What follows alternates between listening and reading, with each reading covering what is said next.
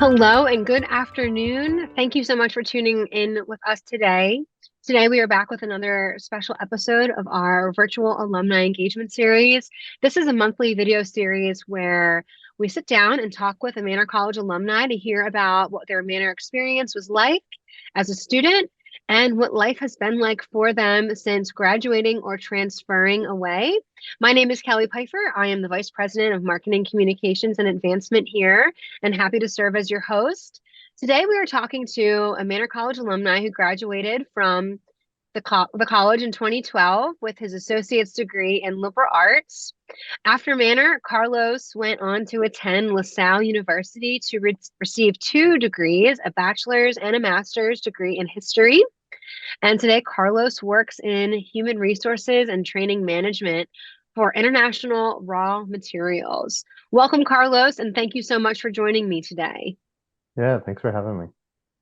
So, start us off with how did you hear about Manor College and what made you choose to attend Manor? Yeah, so I grew up in Northeast Philadelphia, and I think just growing up in that area, I had kind of a general notion that Manor College existed. And then my junior year at Father Judge High School, they were doing dual enrollment, I think it was called, where you could take the college courses at night. So I took as many as I could. I think I took four or five across 2 years, and then I when I started taking those courses, I didn't really have the intention of going to Manor, but I also didn't really have a plan. So then I applied to Manor, and I also applied for one of the full scholarships. I know there's two tiers, or there were two tiers. I forget which one I was awarded, but I got one of them, and I got accepted to Manor. And I was already comfortable kind of with the community there a little bit through dual enrollment, so I just decided to go to Manor. If they had bachelors at that time, I probably would have just stuck around, but that wasn't quite how it worked out. Sure, sure. That's great. I love hearing that it was through the dual enrollment program, which we still run today. We still have many dual enrollment programs. They're a little bit different today in that instead of high school students coming to here on campus, we now go into the high schools. So we send our professors into the high Sure. schools. We have a very lucrative one at St. Hubert's, West Catholic. I believe still at Father Judge, but I know there's a few other, particularly in the like archdiocesan community that we have. So it's great, and that's exactly what it's for. We want students to kind of get familiar with college, but then also it's a recruitment tool to Mhm. eventually get them to want to come to the college. And that's great that you were awarded one of our top academic scholarships. That certainly helps with tuition cost. And that's great. That's awesome. So tell us, what was your Manor experience like? What were you involved with? How did you know you wanted to study liberal arts? Kind of take us through that. Yeah, so I'd always wanted to study history. So I have memories of just getting history books as a kid. So I always wanted to study history. Obviously, at the time, that wasn't a choice. I don't know if it's a choice today, but so liberal arts was the closest thing. So I did liberal arts. And then in terms of what I was involved with, I did Model UN and a lot of other kind of general things that maybe if admissions needed help with an open house. I dressed up as like the Blue Jay a couple of times and things like that. But Model UN was kind of the big thing I was involved with. Uh, in terms of my experience, I think the community was the greatest aspect, as well as the professors. I still am friends with one of the professors today, Robert Nix. I think he's an adjunct. He taught government, and then Janelle Durstein, who was a philosophy professor. I think she was an adjunct as well. I have a good relationship with her. Yeah, so the community, and then I'm sorry, what was the other part of the question? um, I don't know. I think you're hitting on it. I think it was just like explain what Manor was like for you and kind of what were you involved with. So you're doing a great job. Yeah, it was a really good experience. It was a tight-knit community. You kind of got to know everyone. Yeah, so it was an overall good experience that helped me grow kind of personally and academically as well. How did so you were involved with obviously Model UN and then you helped out at missions, you even got in the mascot costume a couple times. Were you as like a high schooler, were you kind of outgoing and in that already, or did Manor kind of bring you out of a shell in some senses? Yeah, I mean, it probably brought me out of a shell. I definitely never did anything like being the mascot at Father Judge, but I did do Model UN at Father Judge, so it's kind of an easy transition. Right. But even at Father Judge, I kind of did whatever little side projects they might need assistance with, like open houses and stuff like that. So, Hmm. That's great. You're what I would call like an original ambassador.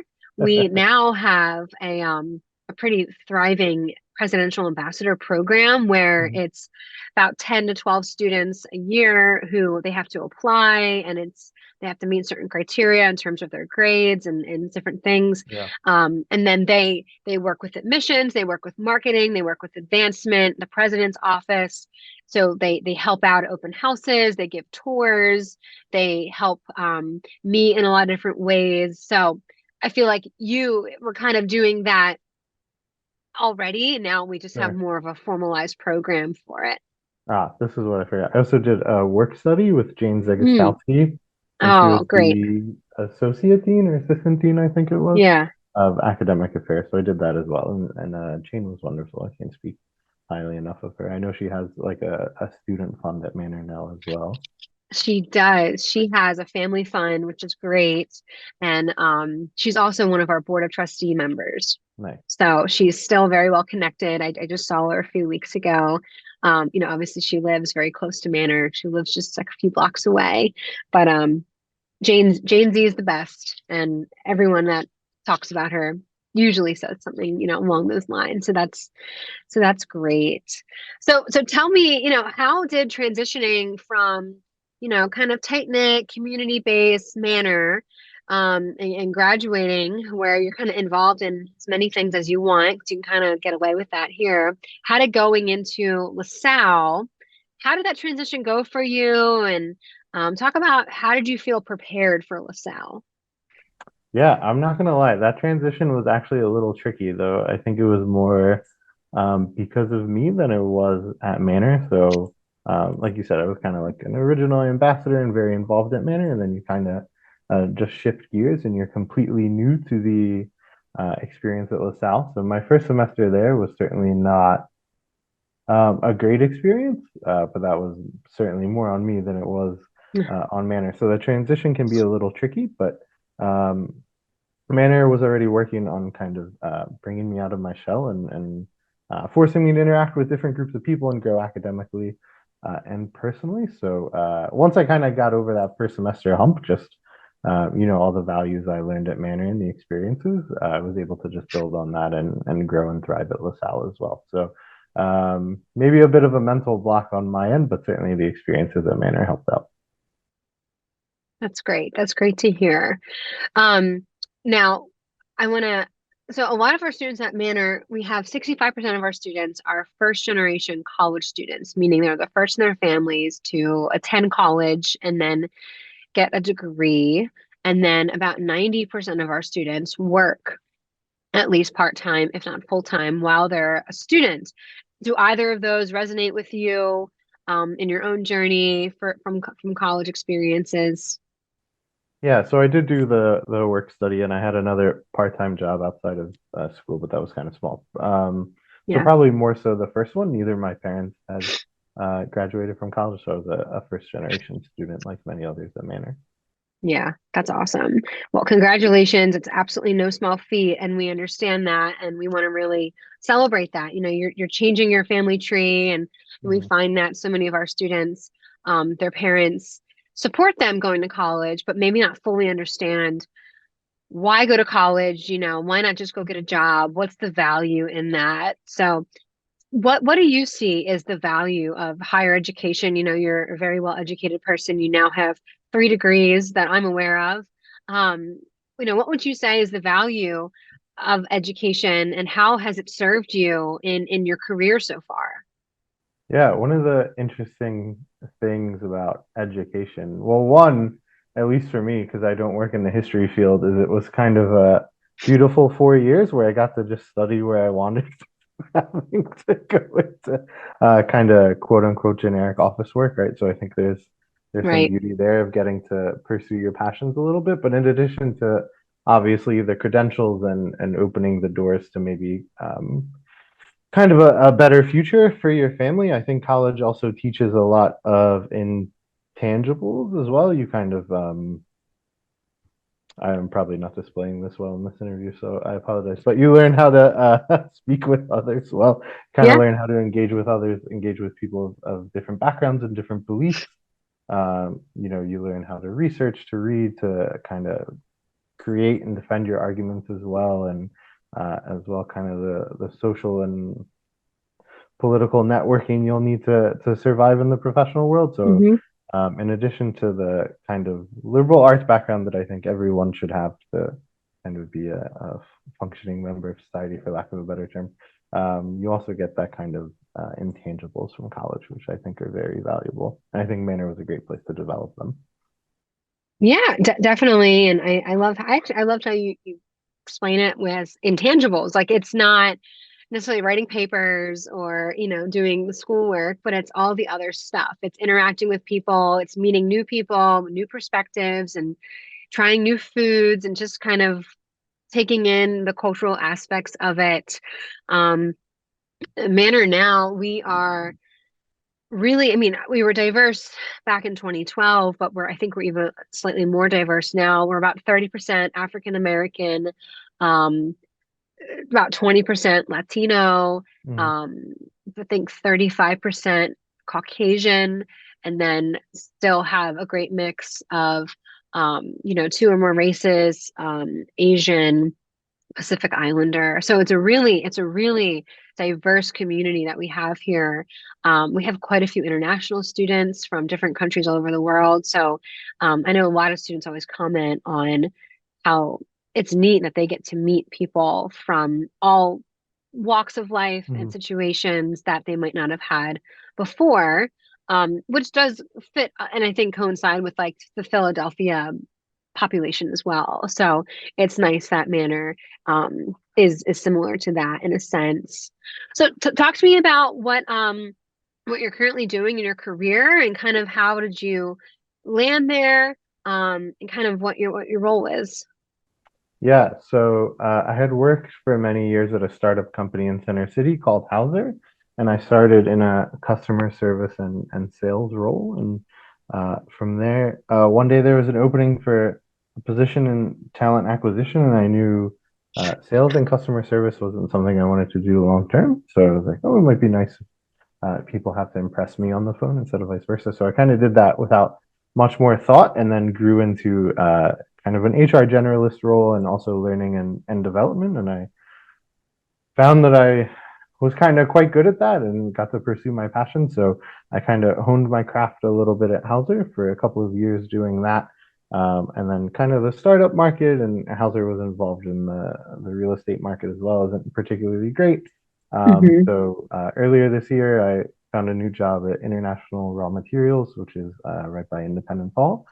We Hmm. kind of do shipping and logistics and other things for raw materials, right? So right now I focus on their training management, so kind of making sure all the safety training and all that different kind of stuff is up to date and done properly. Okay, great. And just for our students' purposes, how did you go about getting in your careers, your roles? Was it, using job boards and stuff like that? Was it making connections with people, kind of using your network? I think this is something that a lot of students wonder about. How do I go about actually getting a job? And is it as black and white as just applying on Indeed, or is it more social than that? Yeah, so I had a few jobs before Hauser, and those were all through job boards, though none of them were particularly, I think, great roles. So I kind of bounced around a little bit. I had a great manager at one of them. Her name was Rachel, and she is the one that brought me over to Hauser, and then I got to Mm, grow there.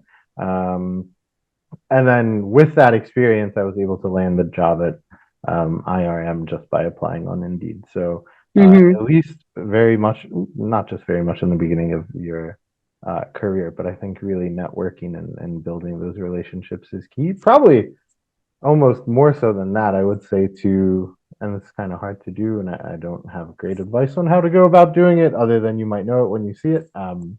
But to find yourself a mentor because he or she can definitely help you grow professionally and personally, and then Hmm. kind of point you in the right direction of what to do next. So I think networking and having a mentor are crucial.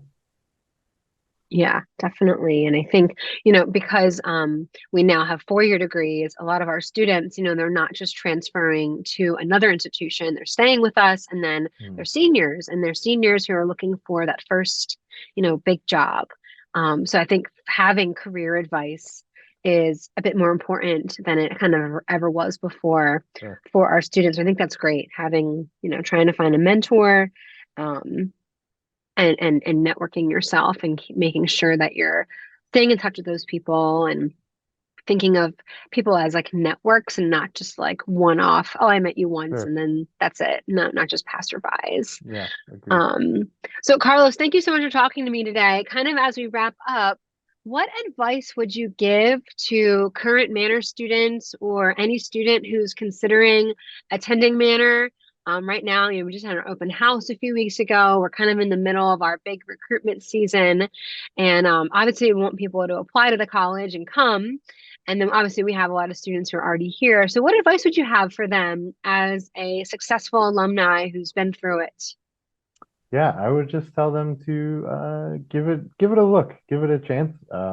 Like I said, I didn't go into it expecting to go to Manor, and then I did, and I'm very thankful that I did. I think it's a great community with some great professors, and you'll certainly make friends and learn a lot along the way. So, at the very least, I would encourage everyone to take a look at it, and I think you might be pleasantly surprised, and then just enjoy the ride from there.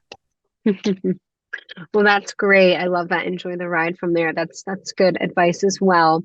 Thank you so much, Carlos, for joining us today, and I wish you nothing but the best. Have a good one Awesome. now. Thank you. You too.